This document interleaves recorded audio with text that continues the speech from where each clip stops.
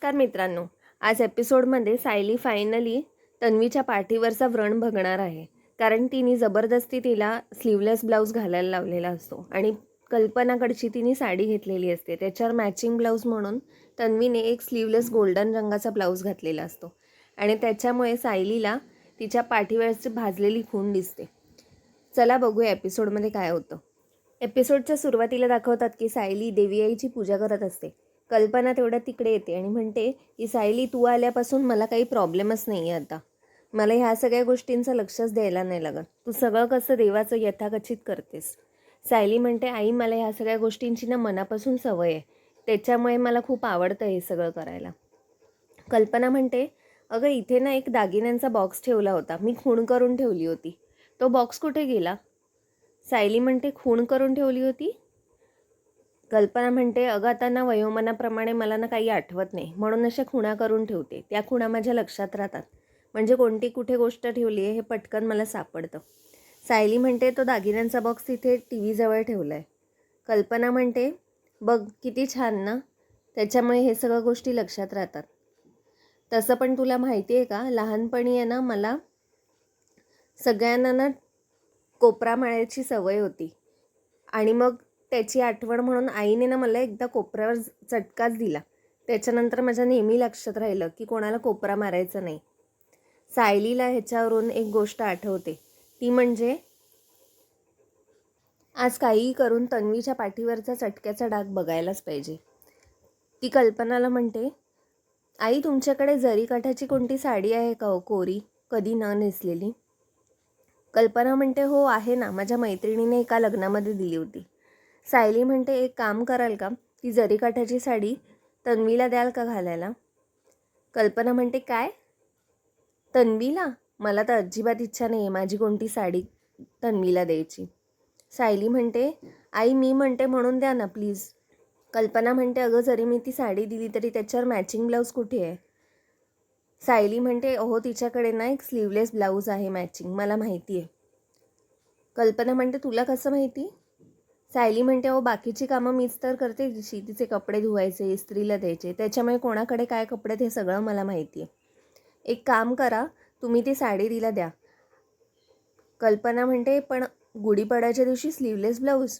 सायली म्हणते, अहो आपणच तर आहोत, बाहेर कुठे जायचं आहे, घालू दे ना तिला. कल्पना म्हणते, बरं तू म्हणतेस म्हणून मी देते हां, नाहीतर मला अजिबात इच्छा नाही आहे तिला साडी द्यायची. तसं पण तुम्ही हल्ली काय काय करताय ते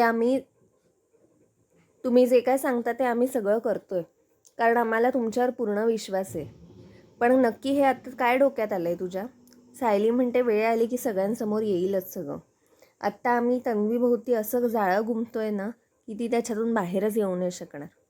कल्पना म्हणते, तुमचं काय चाललंय ते चाललंय बाबा, पण तू म्हणतेस म्हणून मी ती साडी तिला देते.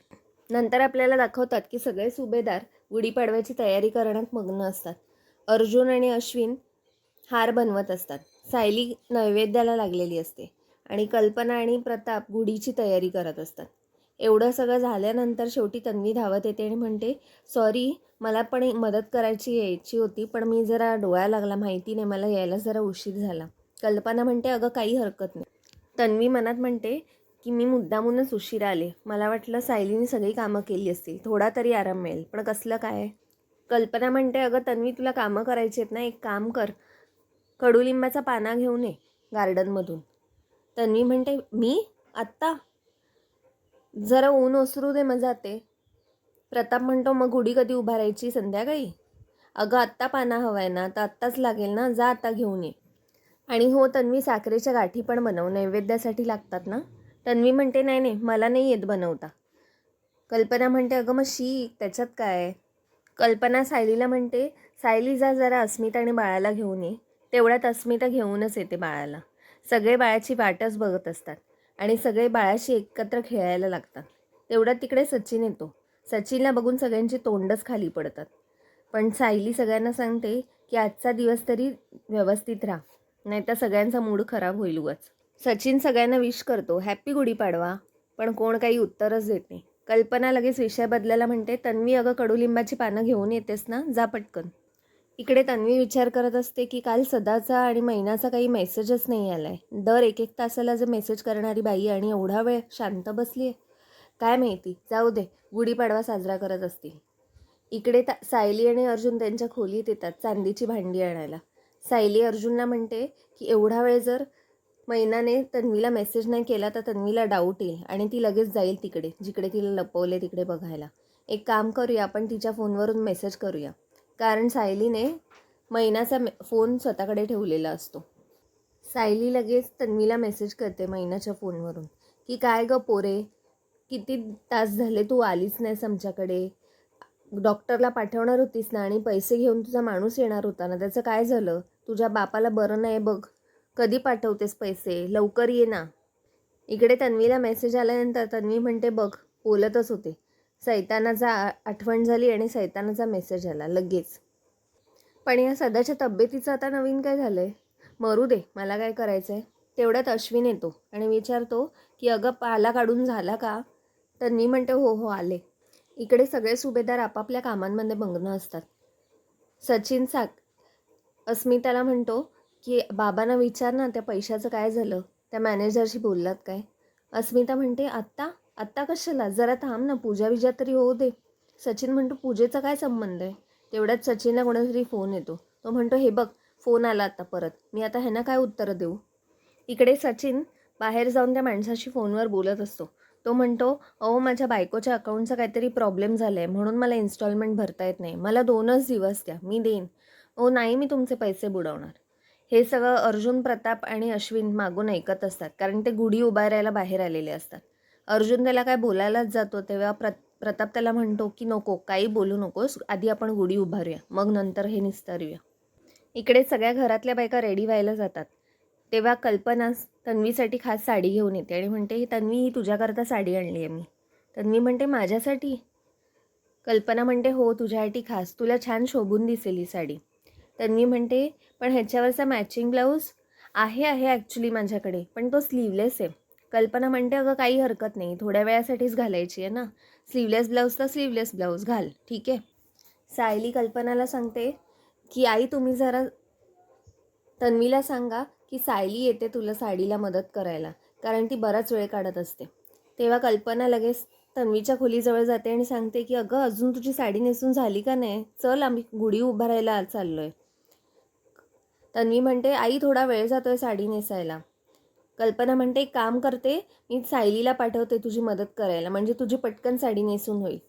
आणि ती लगेच नाटक करते सायलीला हाक मारायला. मग सायली येते लगेच. सायली मग तन्वीच्या खोलीत जाते आणि ती निराकरणाचं नाटक करते. तन्वी म्हणते तू माझी सेवा करायला आली आहेस चक्क? सायली म्हणते मला फक्त आईने सांगितले म्हणून मी आले, नंतर मी आलेच नसते. जरा स्थिर उभी राहतेस का, तुझ्या निर्या काढून देते मी. आणि तन्वी मग पदर लावायला जाते. सायली म्हणते जरा शांत बस ना, मी पदर लावून देईन ना. सायली तन्वीचा पदर लावत असताना ती बघते की ब्लाऊजच्या आडून तिच्या पाठीवर एक भाजलेल्याची खूण असते. सायलीला आता खात्रीच पटते की ही प्रिया म्हणजेच बबली आहे आणि ती लगेच पदर लावून टाकते. तन्वी म्हणते अगं किती वेळ रेंगाळतेस, लाव ना पदर. सायली तन्वीला म्हणते आजचा गुढीपाडवा खूप खास आहे. तन्वी म्हणते काय, का? सायली म्हणते म्हणजे आज सण आहे ना आपला, खूप मोठा सण आहे ना म्हणून म्हटलं. इकडे अस्मिताला सचिन सतत सांगत असतो की बाबांना विचार की काय झालं आहे त्या अकाउंटचं. अस्मिता म्हणते अरे आत्ता बाबांना विचारून उपयोग काय आहे, आज तर गुढीपाडवा आहे, सुट्टी असणार, आज कशा बँका चालू आहेत. सचिन म्हणतो की तुझे बाबांच्या ओळखीचा आहे तो मॅनेजर, तो आज फोन घेईल त्यांचे, तू त्यांना सांग ना आत्ता. अस्मिता म्हणते हे सतत जर मी त्यांना विचारत राहिले ना तर सगळ्यांना कळेल की तू माझ्याकडून पैसे मागतोस. सचिन म्हणतो मग काय झालं? अस्मिता म्हणते मला ते अजिबात नको आहे की सगळ्यांना कळू दे. सचिन म्हणतो ठीक आहे जाऊ दे, तसं पण तुला माझ्या प्रॉब्लेम्सची काय गरज आहे ना बघण्याला, तू माझे प्रॉब्लेम्स कशाला सॉल्व्ह करशील, जाऊ दे, शेवटी तुला हवं आहे ना तेच तू कर, समजलं, मी जातो. अस्मिताच्या डोळ्यातच पाणी येतं पटकन आणि हा सगळा प्रकार सायली आणि विमल ऐकत असतात. सायली लगेच अस्मिताची समजूत काढायला जाते आणि म्हणते की सणाच्या दिवशी डोळ्यातून पाणी काढू नका, पण हा पण विचार करा की सणाच्या दिवशी डोळ्यातून पाणी कोण आणतंय तुमच्या. अस्मिता म्हणते गुढीपाडव्याची तयारी करायला जायला हवं, मी जाते. नंतर सगळे सुभेदार गुढीपाडव्याच्या पूजनासाठी एकत्र खाली येतात. सायली अर्जुनला म्हणते की आपलं काम फत्ते झाले. मी बघितलं की तिच्या पाठीवरची खूण आहे ते. अर्जुन म्हणतो काय?